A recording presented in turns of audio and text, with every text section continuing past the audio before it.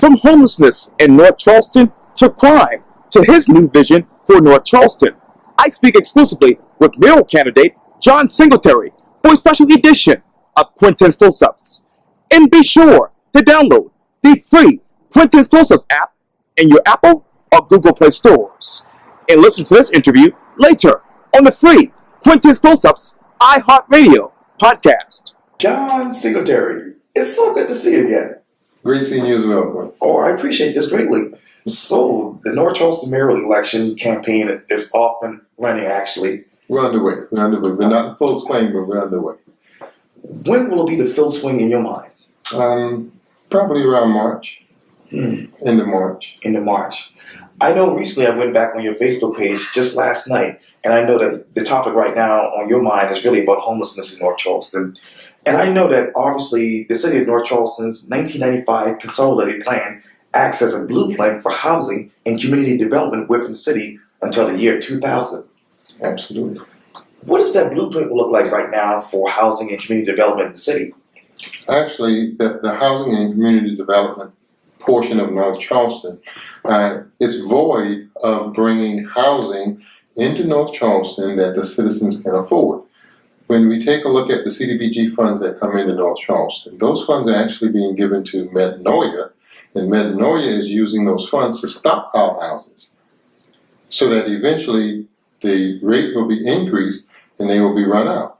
CDBG funds trickle down from the Fair Housing Act, which came from a result of the federal government's discrimination against African Americans after the Depression, redlining, and a lot of other things. So those CDBG funds really should be used in order to assist the citizens in North Charleston that happen to be underserved.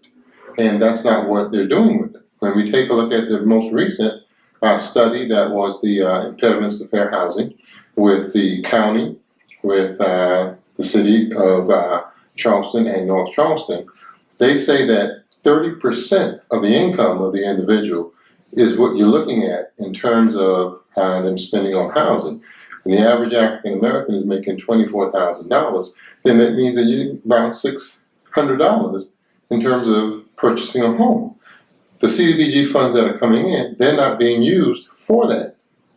Even in the interview with Bill Stanfield, he talks about housing, and he talks about the requirements, and they're higher than the 30% that they actually mentioned in the study. You did a beautiful job with interviewing, as you always do, and there's a lot of good information in your interviews. When we take a look at North Charleston, there is absolutely no initiative that deals with urban revitalization. And that's a huge chunk of the citizens that need that type of services in order to move forward. When we look at homelessness in North Charleston, we've got a considerable amount of citizens that are sleeping on the streets. North Charleston, through HUD, received over $1 million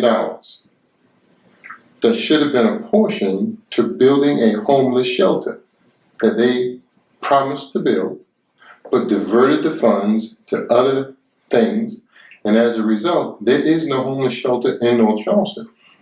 The sad thing is that they took the money for the homeless shelter to build a place for them to go inside out of the elements, and they simply gave them sleeping bags instead, to stay in the elements with the sleeping bag, but not under a roof with utilities where you can get heat, cooling, food, those types of things. Those are some of the things that we address in our comprehensive plan that will be coming out in March, dealing with how do you collaborate, how do you come in with the other social organizations, whether it be churches or other nonprofits, and you pool the resources together to eradicate things such as homelessness in North Charleston. That's not being done. How many people are homeless right now in the city of North Charleston nearby? Between 700 and 1,000. And what's that time period in your mind? Has it increased or decreased? It increases over time. Over time. Over time it increases. particularly when we take a look at the growth of the city. Homelessness is going to be a certain percentage of that. We're growing by leaps and bounds as a result of people moving into the Tri-County area. In that growth, the citizens are not being served properly. In fact, some of our citizens actually are being run out. When we take a look at, for instance, recently they talked about increasing I-26, 526. Well, the manner in which the city and South Carolina DOT collaborated, whether it was with the DOT's knowledge or not, it actually took $2.5 billion plus out of wealth in the black community. And it shifted the burden, the tax burden, onto the white citizens. But the reason why it was done was to dilute the black vote and to increase the constituency for the present mayor. Here's exactly what I'm talking about. To be a little clearer, they recently went back, probably about 8 years ago, and they rezoned all of the property in African American neighborhoods. There's about 50 African American neighborhoods in North Charleston, predominantly black. So they rezoned this property from commercial, multifamily, down to single family residence. Single family residence is the cheapest of all of the types of property. So when they rezone it in the African American neighborhood, now South Carolina DOT comes in. And when they come in, they purchase the property at the cheapest price. And so that equates to, with the number of homes, to nearly $2.5 billion. And that move was done with a zoning change. And that zoning change ended up costing by decreasing the value of the property for African Americans, so now they can pay less in taxes, but the city still needs the funding, so it has to shift that burden over onto its white citizens. In addition to that, when you have a situation where we've done the research and we've gone back and we've looked, for instance, the mayor himself had property on Union Heights. His property was not, our family's property was not rezoned, but all the property around it. So, I mean, that's a clear disparity in treatment, because when DOT purchases the property, if the man next door gets $50,000 for his, he'll get $300,000 for his.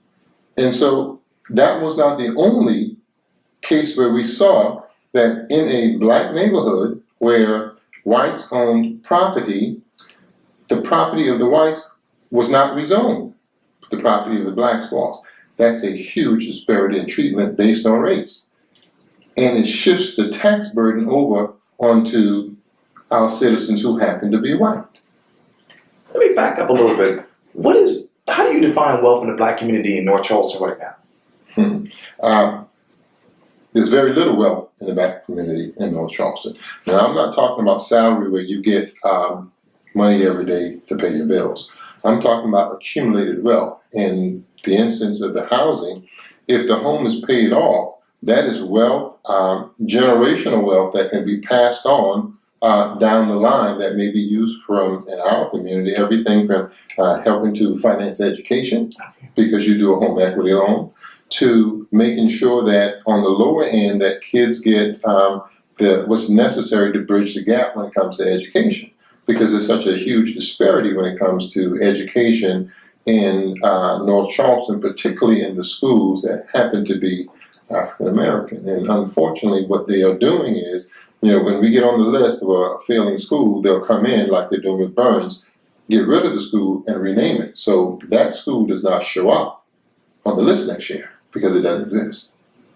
I know you talked a lot about the kids, and I know I was just looking back at your video on Facebook. I don't know, at some particular event, but you basically says, hey, if you become mayor, kids in North Charleston will have a summer job. Absolutely. Guaranteed. No questions about it. I will construct a program. If we take a look at, for instance, Washington, D.C., Marion Barry had a program. And so we look at that program up and down. It makes sense that you have a program that allows summer jobs to be given to every student in your city. Not only does it help to decrease crime rate, but it also helps in terms of teaching life skills to the child. as well as helping to offload some of the expenses when it comes to college. So it's a win-win situation all around. And you talk about crime. I also went back and looked at that video last night. You basically said, hey, we need to have some active street cameras in the city of North Charleston. Absolutely. Most major cities that are growing, they've come to the realization that when it comes to security of the city, that you have to have cameras. We have cameras in North Charleston. The unfortunate thing is that cameras in the African American community, from experience, they are not paying the bill to do the recording. Who is? The city. We had an individual who got shot and killed while standing under a camera that was supposed to be on. And when we followed up to find out, what happened, it was the police department that informed me that the camera in that section of town, we don't pay the bill for, and that's why it wasn't on. Liberty Hill, that they are not paying the bill. And so I asked some of the residents who lived around that camera. They had a false sense of security because they said, oh no, we got the camera there, the camera's on, it's capturing everything, so I feel safe. Not realizing that the camera was there only as a decoy, it was not on. So those kinds of things, we simply have to stop. When we take a look at the city, we look at homicide, we look at crime, we're the murder capital of the state, one of the highest in the nation. And there are many reasons why police departments fail. That's what we have to get at. We have to get at why are our police department initiatives failing? And there's several reasons. One, of course, is resource diversion. That resource diversion must stop. So when you're basically saying the funds that are being diverted to my Metanor and whatnot could be used in these particular areas?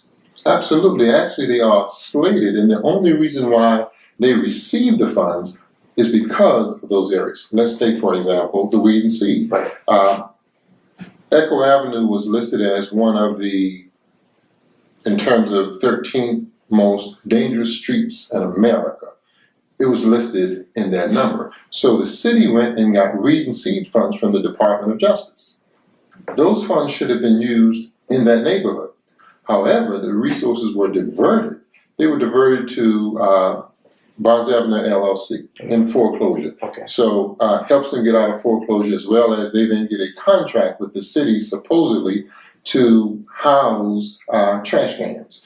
CSX got money. The Sustainability Institute got money. Seacoast got money. So I can go on and on about people who received money who were not even in the targeted area. You see, what happens is this: if they fix the problem, then the Department of Justice says you fix it, the money stops. And so what they have to do is they have to prolong the problem, allow it to roll on so they can continually collect the money and divert the resources.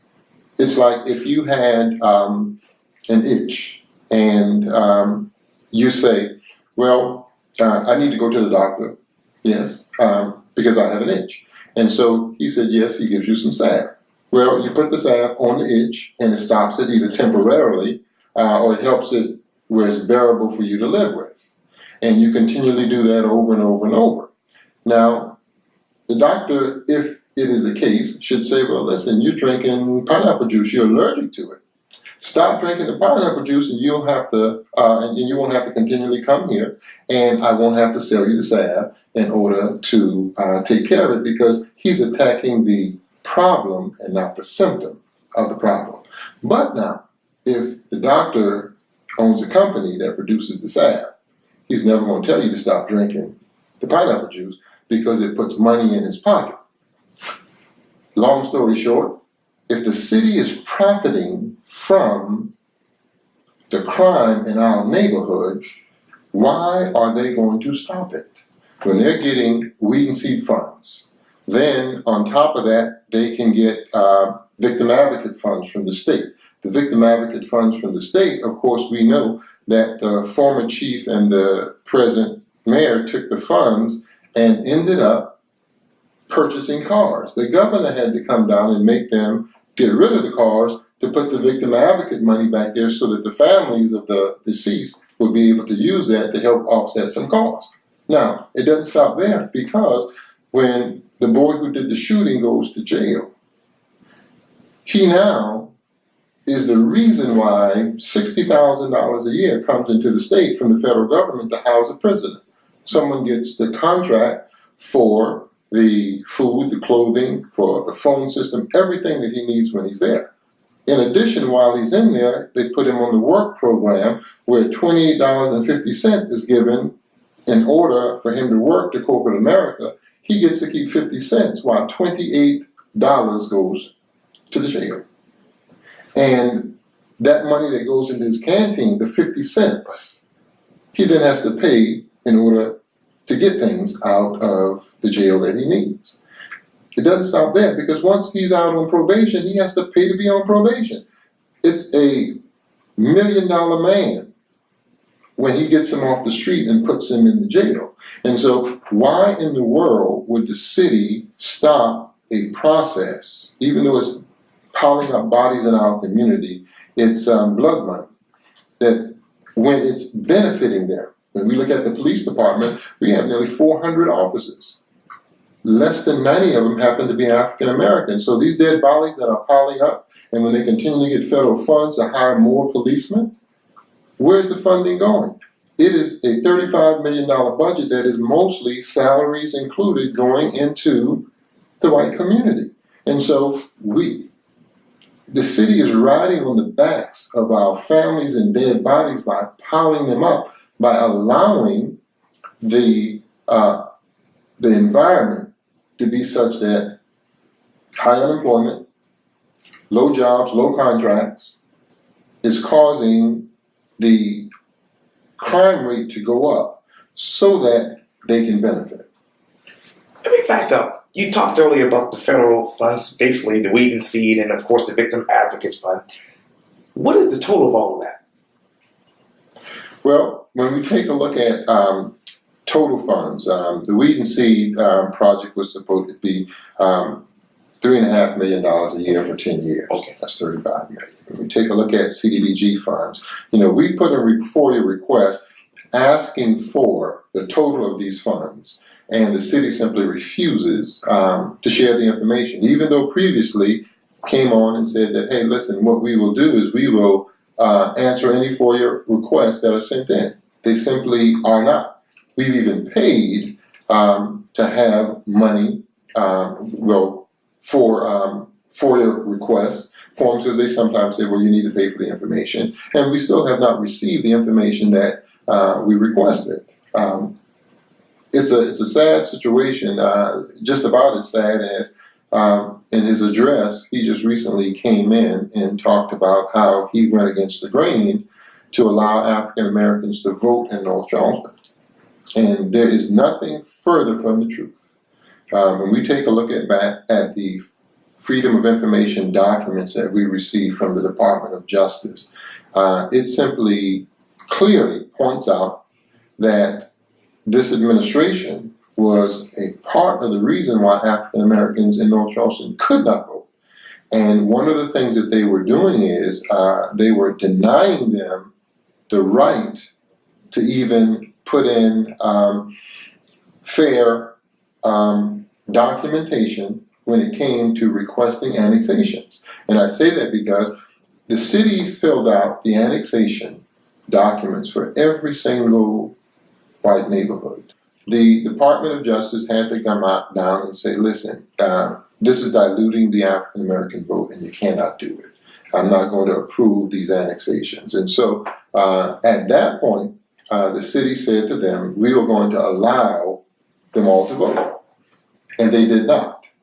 They simply lied to the Department of Justice. They allowed a few communities to vote, but not enough to give them the true voice that they should have had based on population. What they ended up doing was creating a situation where we have now 8,000 African Americans in North Charleston to date that cannot vote because the city refuses to annex them in, even though they're in the city limits. How many people are you talking? 8,000. I got the name and address for every single one of them. If he was true in what he was saying, then why not get counsel and vote on allowing those 8,000 to come in and actually vote in this election? That's more votes than he actually receives. And so you see, the problem lies in that in allowing these people to come in and vote, it offsets the balance of the racial makeup of the participating voters. And so that's why he refuses to allow these 8,000 people who the Department of Justice said they're in donut holes. They're in donut holes. So he will not allow them to vote until after the makeup is such that them coming on board would not make a difference. What are those donut holes? Stratton Capers is one. The Hub is one. And places in Dorchester, Wayland that cannot vote because of the cherry picking that went on. They're scattered throughout the city. And let me get back to the CBG funds. Mm-hmm. I know obviously you talked about the weed and seed funds and how much it accumulated over 10 years. How much money has those CBG funds accumulated over 10 years? The Community Development Block Grant Funds, I really don't know. We've asked for that information from the city, and they simply refuse to tell us or give us the information on how much CDBG funds they've received from the federal government. What's your estimation? I don't know. I know it's millions of dollars. It's millions of dollars. But I don't have an idea because I'm not sure what they actually applied for. I'm not sure what they actually applied for, but I do know that it's allowed Metanoia to go in and buy at least 40 pieces of property in our neighborhood that aren't being used to put back in the community. They're simply stockpiling them. And the stockpiling appears to be so that they could increase the rent and gentrify the neighborhood. What's the average rent in that neighborhood? One point it was probably around $500, $600. It probably will go up to close to from $1,000 to $1,200. In which case, then our people who happen to be underserved, not all African American, some of them are Hispanic, some of them actually are white, but they will not be able to stay in those neighborhoods. It's not that the citizens in North Charleston are in a head-to-head fight based on race. It is the funding that is in control of the mayor and the disproportionate assignment of those funds, whether it be jobs, contracts, community resources, the grocery store, for instance, in a food desert. After years of understanding, almost 2 decades of not having a grocery store, they now come back to say we need to do a feasibility study. Well, you've already determined, and the government has determined it's a food desert, it needs a grocery store. When the contractor requested a permit to build a grocery store in that area, they denied it. They denied them the right to have the permit to build a grocery store. And that's even augmented by the fact that $1 million was given to the city, and it's on a HUD 101 form showing that $1 million was given, and they asked them to put it into an FDIC insured institution so that a grocery store in that area, it can help to offset the cost. It would cost about $4 million to build a grocery store in that area, and that's a full service grocery store with everything, about as large as they come. And it's unfortunate that the city has promised to put one there, but they have failed to make good on that promise. That area needs a grocery store. Simple. If elected, I'll break ground on that grocery store in 2020. Immediately. Because not only is it needed, but the city has promised it. There is the funding there for it. They are simply denying the right to good nutrition in that area, and it is wrong. Okay, what is that study? Can you talk to me more about that study? You talking about the feasibility study? Yes, sir. Well, this is a study that he claims is necessary to determine if, in fact, it is not only feasible, but it is necessary to put one there. We've got $150 million in the surplus. Now, if you look at the financials, they call it fund balance. But fund balance is surplus. We are supposed to have, based on the SEC, about 20% in a surplus account in terms of taxes to move the city forward. We've got in excess of that. We've got, rather than 20 million, we've got 150 million. They've got 20 million in the unassigned. And the unassigned is simply used as a petty cash that allows them to go in and out at will, covering costs of different things without telling citizens what they're using our money for. $20 million. Whether it be the purchase of the property on Montague Avenue that was done by Attorney Belinsky, and then after the purchase of the property is renovated and we see some of the associates moving into it. That's our city funds that's being used like that. Whether it be the some of the Walter Scott money, but we knew about that. But what we didn't know about, for instance, is the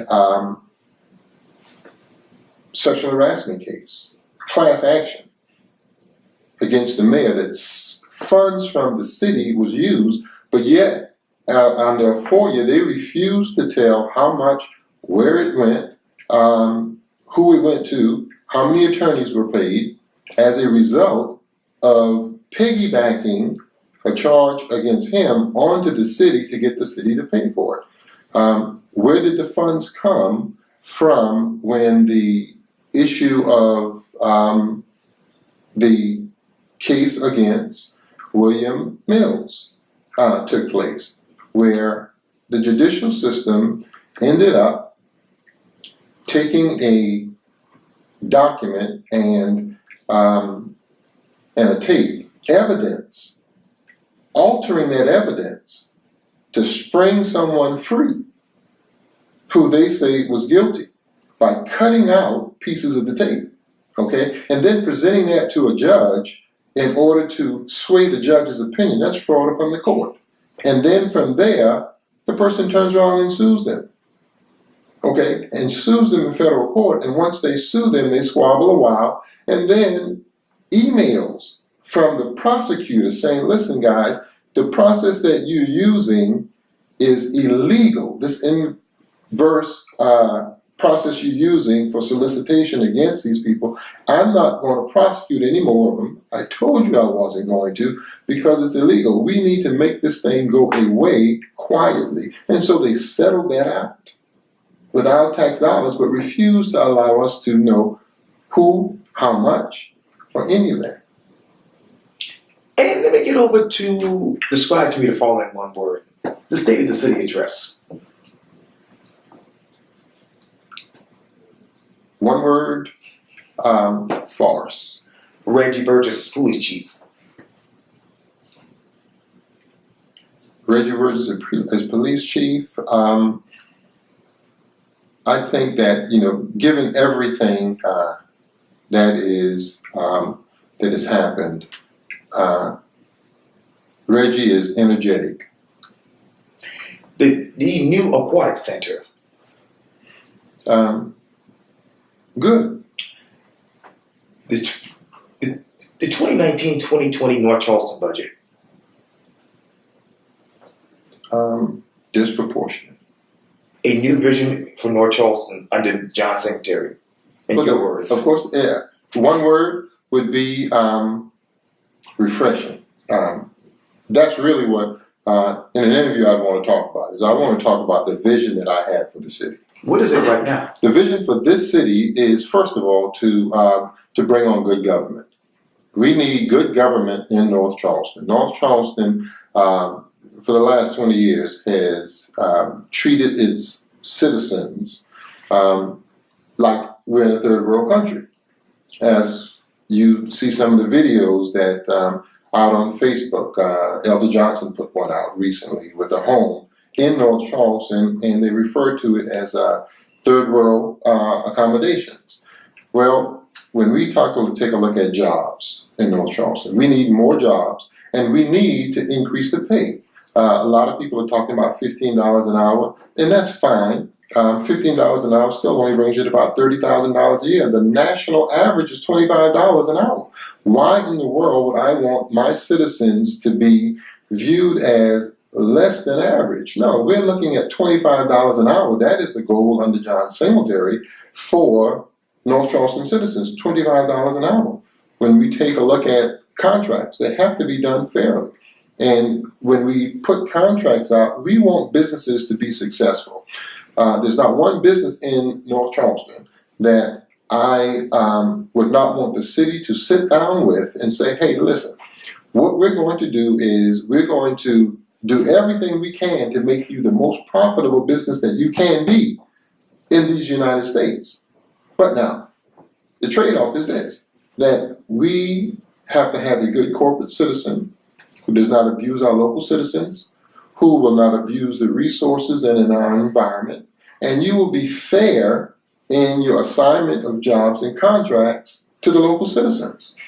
When we look at our churches, we want to work with them because they have a social agenda that, if partnered with the church, will allow them to provide better services to the community.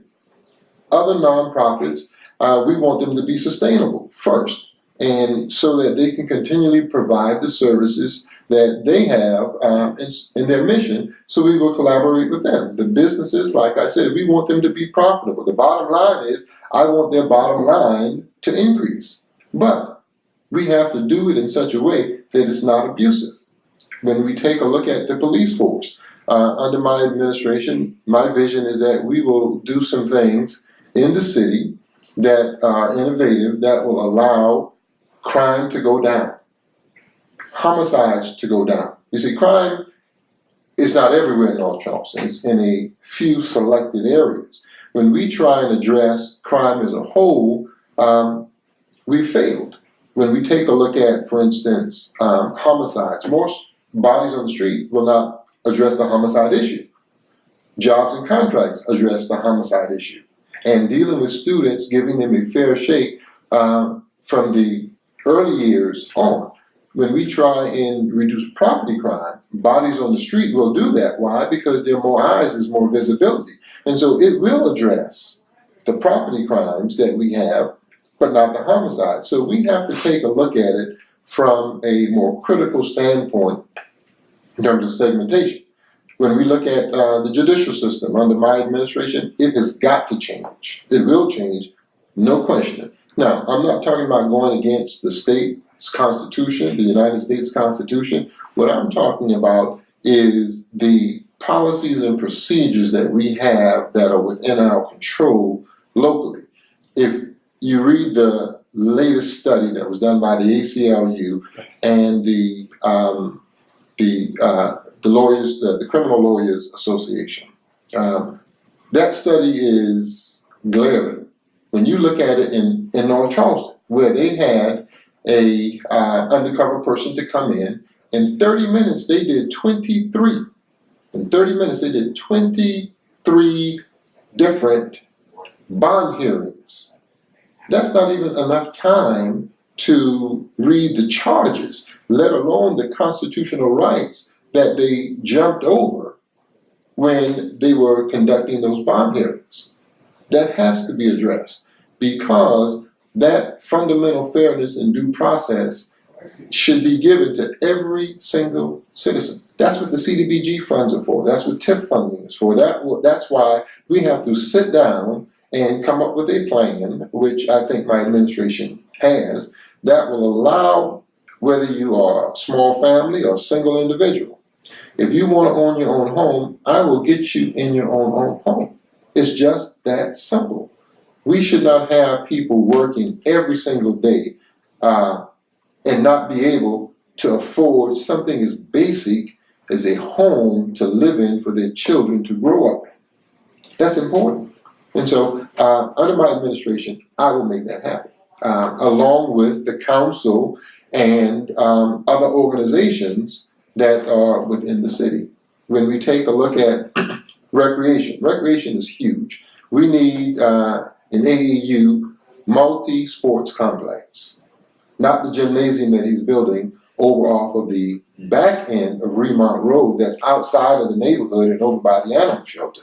We need an AAU multi-sports complex that will serve as a profit center to bring in funding to help offset the tax base. We need to redo our community centers. Comprehensive community centers are what we are advocating, that will have a battery of things. Everything from each comprehensive community center will have inside of it a satellite police station, so that community policing becomes a reality where the relationship is now developed between that police and or that police squad and the community. Inside of that center, just like Franklin C. Fetter, there are federal funds available that you can literally use to bring in medical services to the people in the neighborhood, dental service to people in the neighborhood. There needs to be in there where there's indoor basketball, indoor pools. We don't have one indoor pool anywhere in a black neighborhood in North Charleston. Yet we are on the coast and our children need to learn how to swim. Those comprehensive community centers will also be used as shelters. The last disaster that we had, shelters was an issue.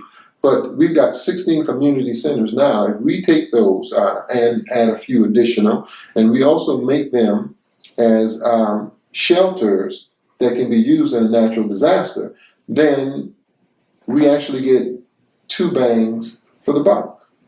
That they serve as a recreation facility, as well as safety and security if we happen to have a natural disaster. And I can go on and on about every single part of the departments at the city, because we need to revamp the way we are moving forward so that there's more innovation, for instance, in transportation.